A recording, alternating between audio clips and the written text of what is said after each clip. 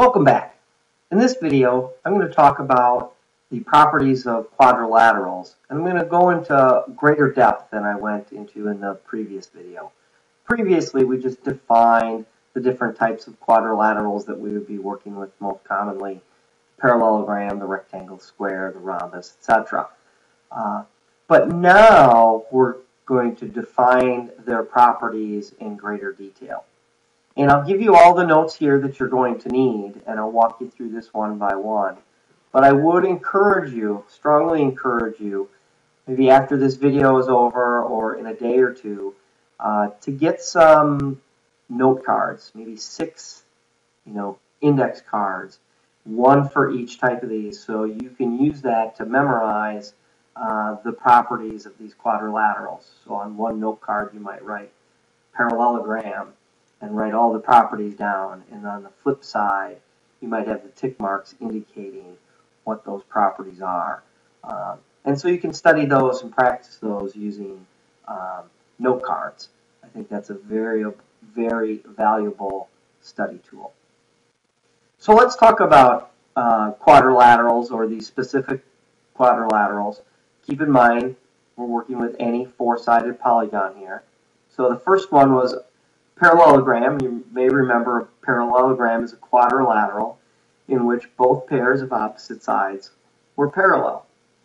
So we put our tick marks in like that, and then we knew we had a parallelogram.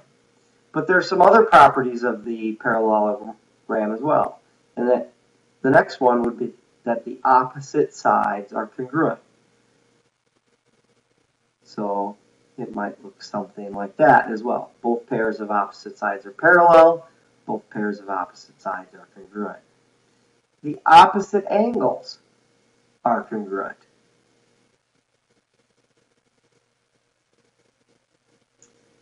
And I'm going to skip C for the moment. And any pair of consecutive angles are supplementary. And if you think about this as parallel lines, if AB is parallel to DC, if AD is our transversal here, don't we know that the interior angles on the same side of the transversal better be supplementary? Well, sure. So, and that is going to go same on this side. The interior angles on the same side of the transversal are going to be supplementary. So these two angles are supplements. And then finally, the diagonals bisect each other. So I think I'm just going to quickly draw just a separate quick parallelogram here, and the diagonals bisect each other. Now, we're not saying that the diagonals themselves are congruent, but they bisect each other. So it will look something like that with the diagonals. And those are the properties of a parallelogram. A rectangle is a parallelogram in which at least one angle is right. So both pairs of opposite sides are parallel. Okay, both pairs of opposite sides are congruent. We've got one right angle. So all the properties of parallelogram apply. So all this stuff up here that we did for parallelogram applies for the rectangle. Okay, so the opposite sides are congruent. This might get a little messy. Now, the opposite angles are congruent. Well, we have one right angle from our definition. Well, that must mean that the opposite one has to be right. And the consecutive angles are supplements. Well, the supplement of a 90-degree angle is a 90-degree angle. So now our consecutive angles are supplements and our opposite angles are congruent. And sure enough, as you were telling me the other day in the previous video, hey, doesn't a rectangle have all right angles? Well, it does. And this is why, because of the properties of the parallelogram. And the diagonals of a rectangle, well, they will bisect each other. That is true, but since we've taken this and essentially, if you will, squared it up or created right angles at the angles, that means that our diagonals are congruent, and then all four pieces are congruent as well because they bisect each other. So each one of those is going to be congruent. So the diagonals are congruent and they bisect each other from the property of parallelogram.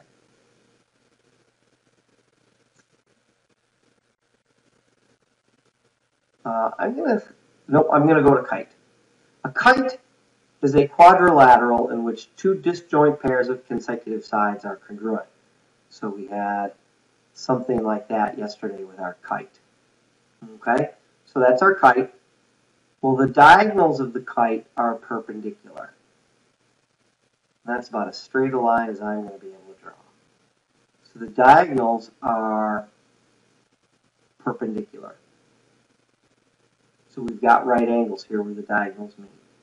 And one diagonal, the diagonal doing the perpendicular, one diagonal is the perpendicular bisector of the other.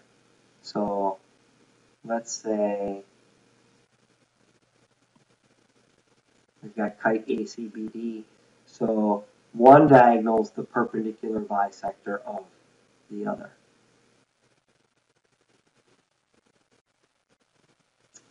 And then one diagonal, the one doing the perpendicular bisecting, which in our example here is going to be AB, it's the one doing the perpendicular bisecting, bisects a pair of opposite angles.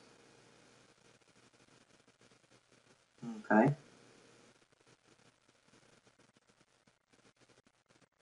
So notice, though, that the pair being bisected are not necessarily congruent. Now in a kite, one pair of opposite angles are congruent, and that is the one with the endpoints of the segment that's being bisected, or those angles are congruent. So angle ACB is going to be congruent to angle EDA. Those are congruent angles. So the pair of angles not bisected. So those are properties of a kite. And notice we have only one diagonal is the perpendicular bisector, one diagonal bisects, one diagonal or one pair of opposite angles are congruent. Those are half properties because it's not both diagonals and both pair of opposite angles. Okay, so that's why we call those half properties.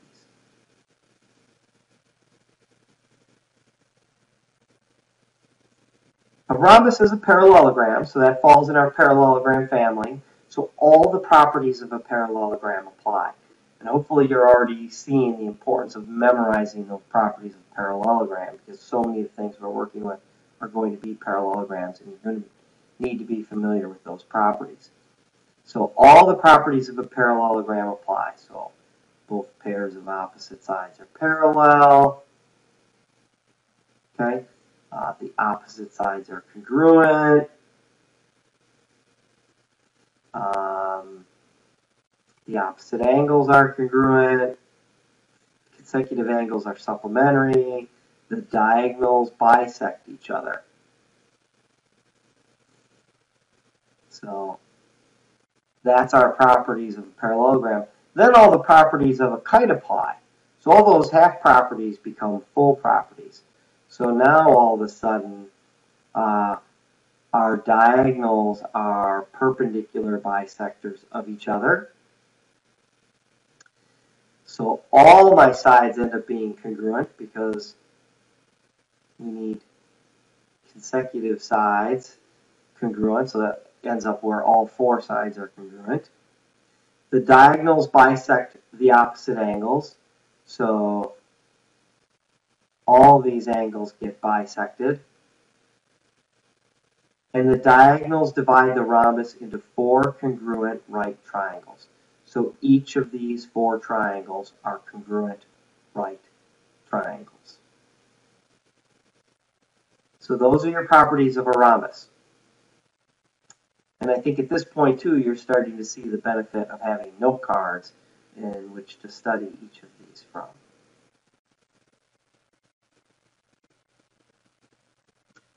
A square is a parallelogram that is both a rectangle and a rhombus. So all the properties of a rectangle apply. So that's how you get the 4 right angles. The diagonals bisect each other. Okay, and so forth. But all the properties of a rhombus apply, which means all the properties of a kite apply. So the diagonals are perpendicular bisectors of each other. The diagonals are congruent, and that's from a rectangle. Of course, we know all 4 sides are congruent. We know the opposite sides are parallel. So the kite, or pardon me, the square gets pretty busy with all those different properties. Okay, the diagonals form 4 isosceles right triangles. So each of these angles we know gets bisected. So they all become 45s because we're bisecting 90 degrees, and that totally makes sense because this is an isosceles triangle as well, because my diagonals are congruent as well. So these 4 triangles are all congruent, but they're isosceles right triangles, or as you'll see, we work them by degrees. It'd be 45, 45, 90 triangles. So square, lots of things going on in a square, but it's both a rectangle and a rhombus, which means it's also a parallelogram, which means it's also a kite. And if you're really paying attention, you can sense a lot of sometimes, always, never questions here. A square is a rhombus, always, but is a rhombus a square? Sometimes. So that type of thing. A rhombus is a kite, always. Is a kite a rhombus? Sometimes. So there you go. We talked yesterday about a trapezoid is a quadrilateral with exactly 1 pair of parallel sides. The upper and lower bases are parallel. And the isosceles trapezoid is very similar to the isosceles triangle. Okay, we've got our parallel bases, but if it's isosceles, the legs are congruent, just like in an isosceles triangle. The lower base angles are congruent, just like in an isosceles triangle. So we might have a reason in a proof that says isosceles trapezoid implies lower base angles congruent, or isosceles trapezoid implies legs congruent. So that type of thing. So you will see reasons in proof here. Now the upper base angles are congruent, and any lower base angle and upper base angle are going to be supplementary. Here again, we have interior angles on the same side of the transversal. Remember, AB is parallel to DC, so AD is a transversal. So angle A and angle D here, or angle 1 and angle 2, are interior angles in the interior region on the same side of the transversal, so they have to be supplementary. And then finally, the diagonals of an isosceles trapezoid are going to be congruent to each other. So we would say AC is congruent to BD.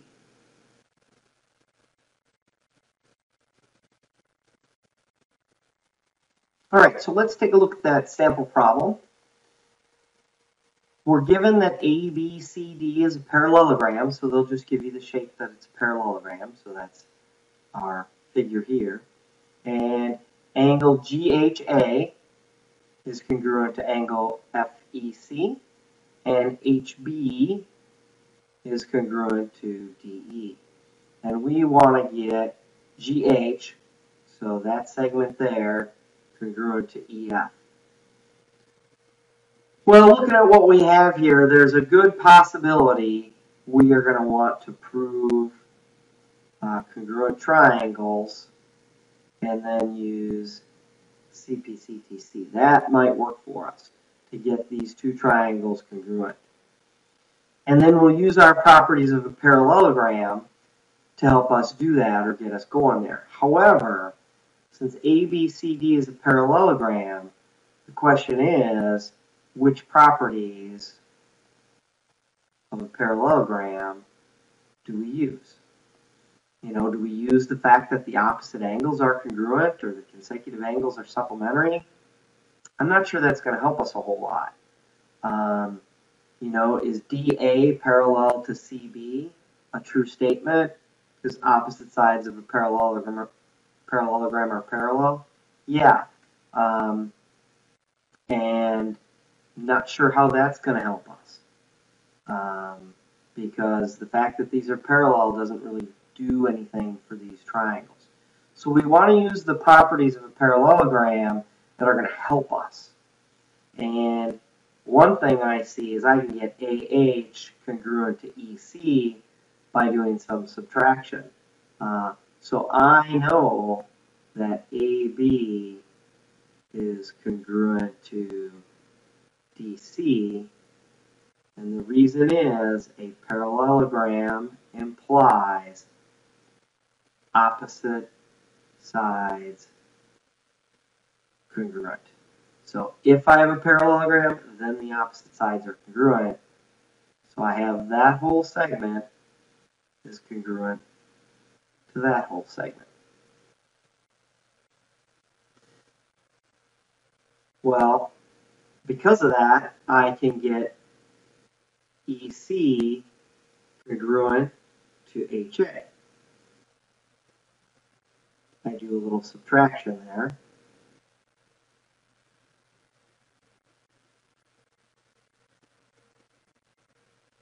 You know what, though? I need to put my other given in here in order to subtract that. HB congruent to DE. Now I can subtract. I can subtract HB from BA, and I can subtract DE from DC to get those two congruent. Now I have my given here that angle GHA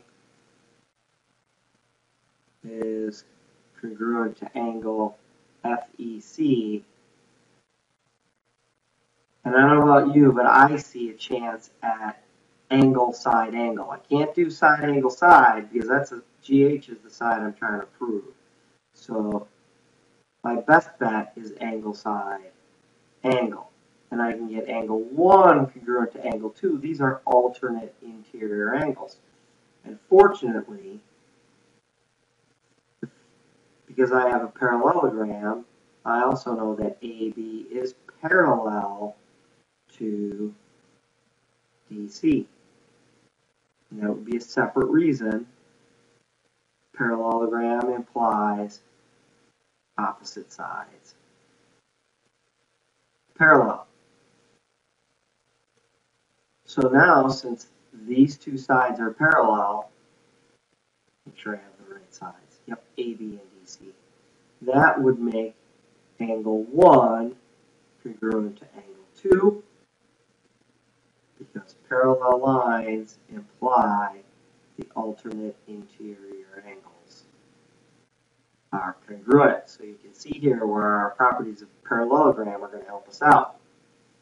Now the two triangles are congruent by angle side angle, triangle AHG and CEF.